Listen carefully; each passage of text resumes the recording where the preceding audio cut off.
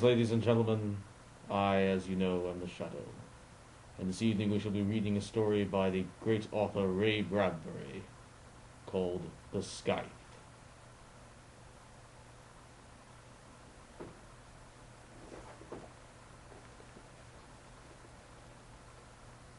Quite suddenly there was no more road.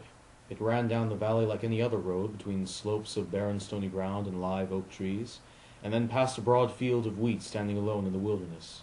It came up beside the small white house that belonged to the wheat field, and then just faded out, as though there was no more use for it. It didn't matter much, because just there the last of the gas was gone.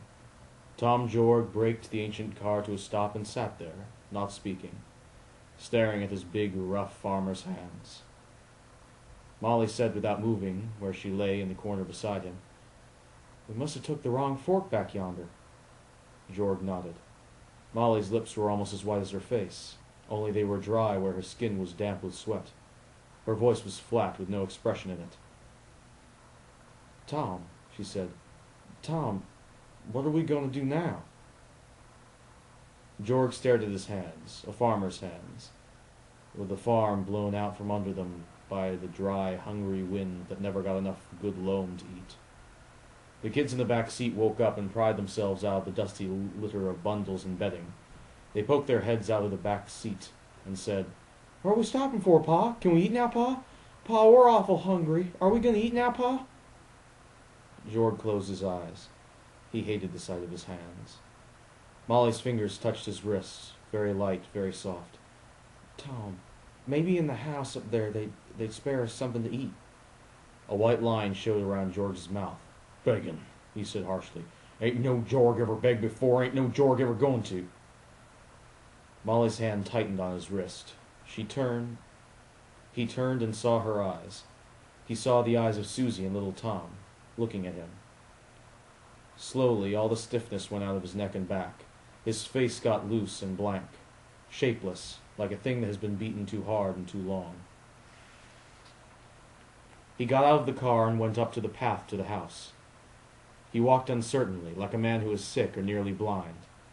The door of the house was open. Jorg knocked 3 times. There was nothing inside but silence, and a white window curtain moving in the slow, hot air. Jorg knew it before he went in, knew that there was death in the house. It was that kind of silence. He went through a small, clean living room and down a little hall. He wasn't thinking anything. He was past thinking. He was going towards the kitchen, unquestioning, like an animal. Then he looked through the open door and saw the dead man. He was an old man, lying out on a clean white bed. He hadn't been dead long, not long enough to lose the last quiet look of peace. He must have known he was going to die, because he wore his grave clothes, an old black suit brushed and neat, and a clean white shirt and a black tie. A scythe leaned against the wall beside the bed. Between the old man's hands there was a blade of wheat still fresh, a right blade, golden and heavy in the tassel. Jorg went into the bedroom, walking soft. There was a coldness on him. He took off his broken, dusty hat and stood by the bed, looking down. The paper lay open on the pillow beside the old man's head. It was meant to be read, maybe a request for burial or a call to a relative. Jorg scowled over the words, moving his pale, dry lips.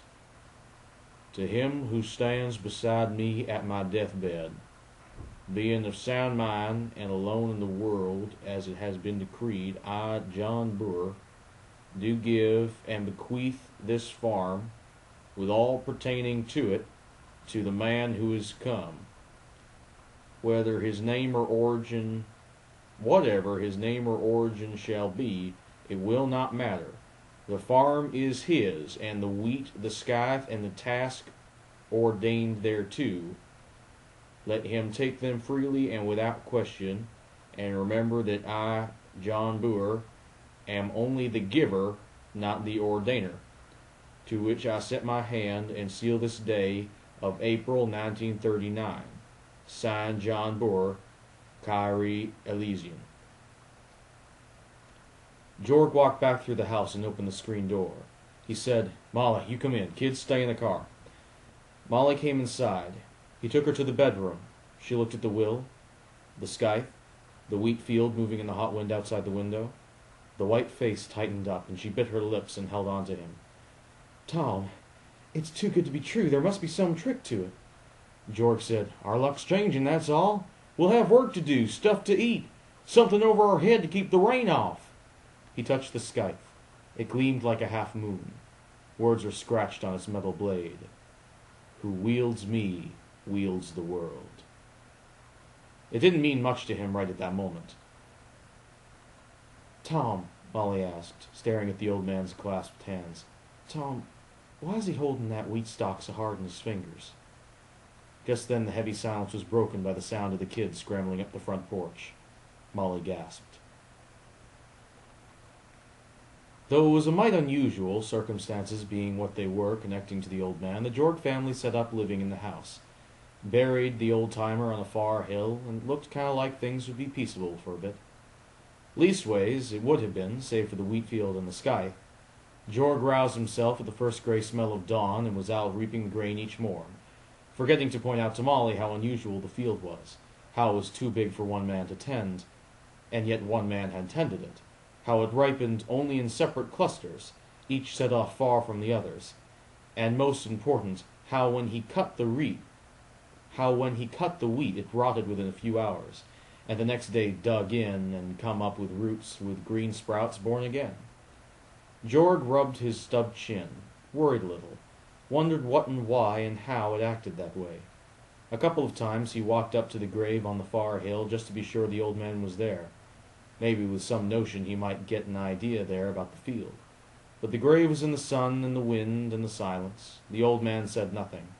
There were a lot of stones and dirt in his face. Now, so that didn't solve anything. So Jorg went back to reaping, enjoying it because it seemed important, very important. He didn't know why, but it was very, very important. He couldn't just let the wheat stand. There was always new patches of it ripening over the 3-mile stretch to the mountains, and Jorg observed to no one in particularly, "I figured it. If I cut wheat for the next 10 years, just as it ripens up, I don't think I'd come by the same spot twice in that time. Such a damn big field." And shaking his long bony face, he added to himself, "The wheat ripens just so, never too much of it that I can't cut all the ripe stuff each day. That leaves nothing but green grain. And the next morning, sure enough, another ripe crop. Funniest dang thing." But come to think of it, it was damn silly, him cutting grain that began rotting as quickly as it fell. So one day he decided to let it go a couple of days. Jorg lay in bed late, just listening to the silence in the house that wasn't anything like death silence, but the silence of things living well and happily. He got up and forced himself to eat breakfast, nervously. He wasn't going to work today. He went out to milk the cow, forgot what he'd gone out for, came back and asked Molly. She told him, "Oh yeah," he said, and went out again. He found the cow, milked it, but thought of other things, the wheat and the scythe. The sun got in his head and wouldn't leave. It burned there, with a hot, blinding pain. His appetite vanished. He sweated.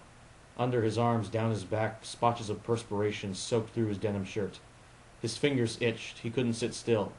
His head ached. His eyes stung. His stomach was sick. He couldn't sit still.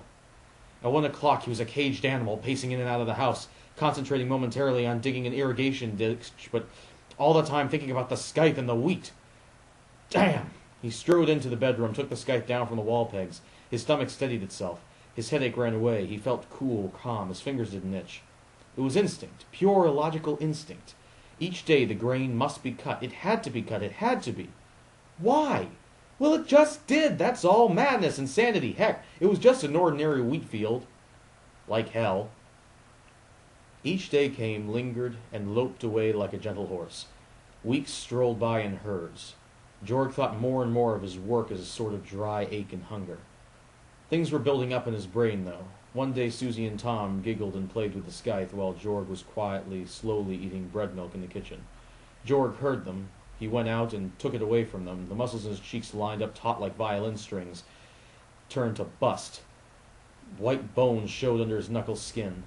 He didn't yell at them. He just glared, and locked the scythe up after that when it wasn't being used. He never missed a day scything. He fed his work hunger. Up, down, cutting, up, down, thinking about the old man and the wheat in his hands when he died. Down, think about the dead barren land with the wheat living on it. Up, think about the crazy patterns of wheat, the way it grows. Down, think about it. The wheat whipped around, yellow water in a full tide about his ankles. With an instant flourish of ink, the sky went black. It got in Jorg's eyes. His mind felt like it had been kicked by a logger's boot.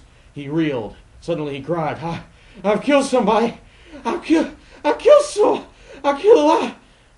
The sky revolved like a blue merry-go-round in a county fair in Kansas, but no music, only a ringing in his ears.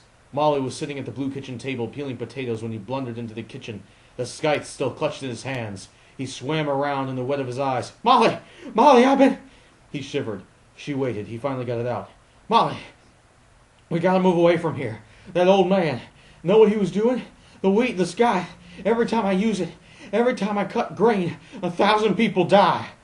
Molly got up, quick, dropping her knife. Jorg went on. That's how it is, I know. I heard voices in the grain house, sad voices telling me to stop, telling me not to kill him. Tom. He didn't hear. That's what's wrong with the field. The nasty way it grows crooked, like wild, like an idiot. That's it.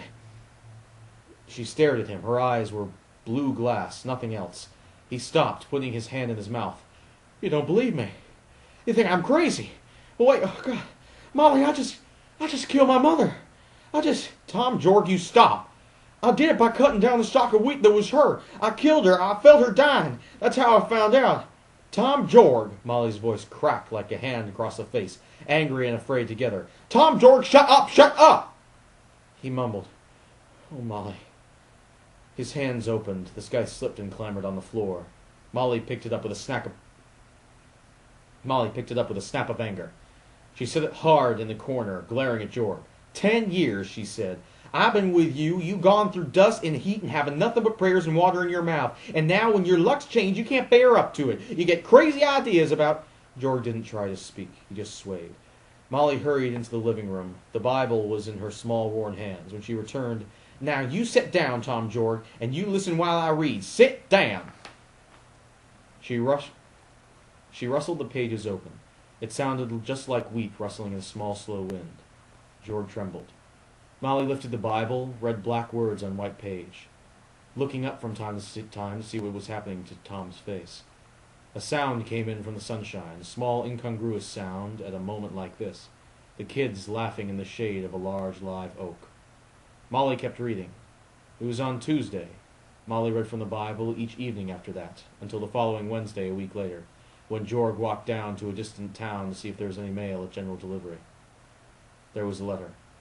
Tom came home looking 200 years older, walking blind and unsteady. He held the letter out to Molly and quoted its contents to her in a strange voice. Your mother passed away at 1 o'clock Tuesday afternoon. Her heart.